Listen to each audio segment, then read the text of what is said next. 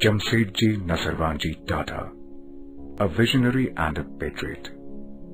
More than a century ago, Jamsetji Nasarvanji Tata laid the foundations of a business that now spreads across 7 business sectors, 80 countries, 6 continents, and touches the lives of millions. Inspired by his desire to see India as one of the world's advanced nations, he conceived of institutions and policies far in advance of his times. Jamsetji was born on March 3, 1839, to Nasarvanji and Jeevanbai Tata in Navsari, Gujarat, an intellectual and cultural center for Parsis. His father was the first businessman in a family of priests. At the age of 14, Jamsetji left Navsari to live with his father in Bombay. He studied at the Elphinstone College, one of the foremost institutions of that time, and in time he passed out as a Green Scholar. While still a student, Jamsetji married Hirabai Tabu and became the father of 2 sons, Dorab and Ratan.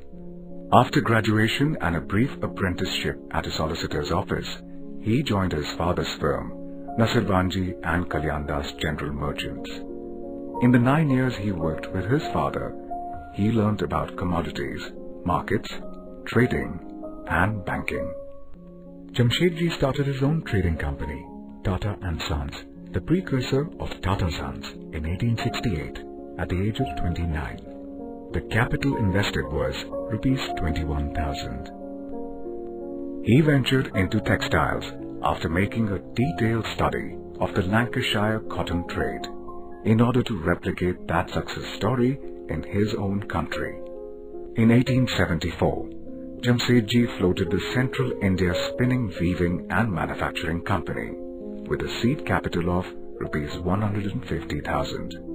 He went against prevailing wisdom and based the company in Nagpur, the heart of Maharashtra's cotton country, rather than Bombay or Ahmedabad.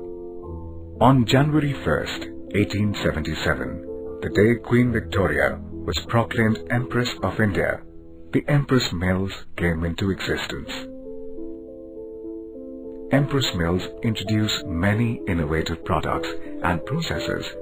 Jamsetji went against established conventions and set up a board of directors, with Nasarvanji as chairman and himself as the managing director.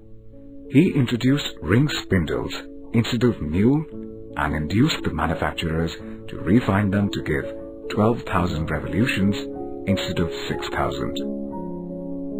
Jamsetji pioneered several welfare schemes for workers at Empress Mills: shorter working hours, well-ventilated workplaces, recreation facilities, creches, sanitary living quarters, filtered water, and a dispensary for treating minor ailments. He launched Provident Fund, gratuity, and accident compensation schemes for workers long before they became statutory in the West. In 1867, on a visit to check out new machinery at Manchester, he attended a lecture by Thomas Carlyle, English philosopher and author, and was much struck by his statement that the nation that has the steel will have the gold. Driven by his dream of seeing India among the League of Industrialized Nations, Jamsetji decided to build a world-class steel plant in the country. The British government was skeptical and reluctant to extend support to Jamsetji's venture. Sir Frederick Upcott, the Chief Commissioner of the Great Indian Peninsula Railway, scornfully promised to eat every pound of steel rail the Tatas succeed in making. Jamsetji was unfazed. He started diligently collecting information on minerals in India. At his request, Charles Perrin, the foremost geologist in America, came to India to prospect for the best site. He said he was compelled to do so by the character, force, and kindliness radiating from Jamsetji's face.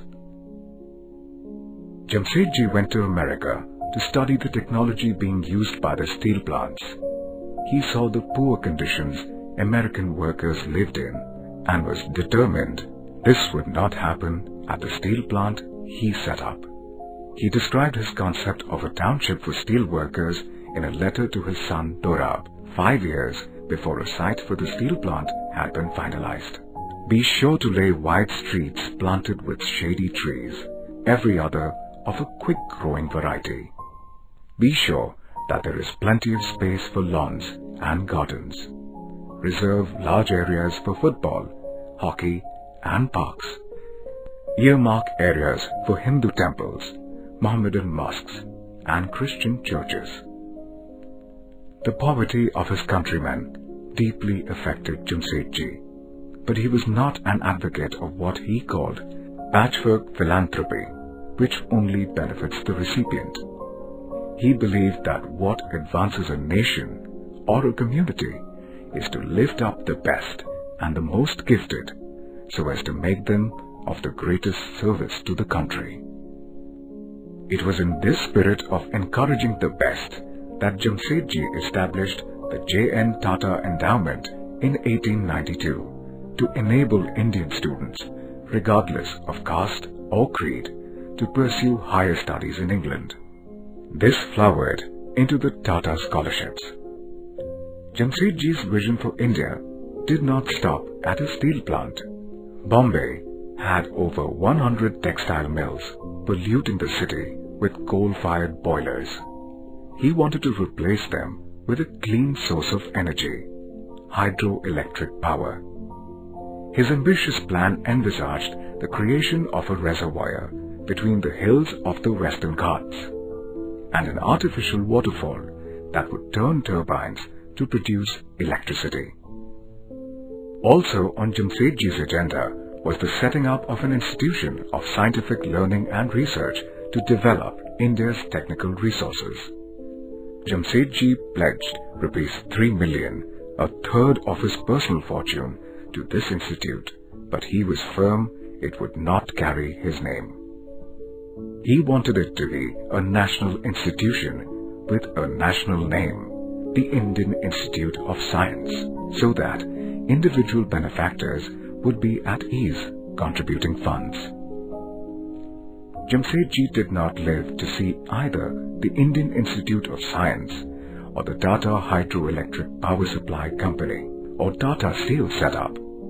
Only one of the ventures he worked so hard for saw the light of day in his lifetime, the Taj Mahal Hotel. Built 21 years before the Gateway of India, it was Jamsetji's gift to Bombay, a luxury hotel that even now stands apart from its peers. Legend has it that he set his mind on building it after being denied entry into one of the city's hotels because he was an Indian.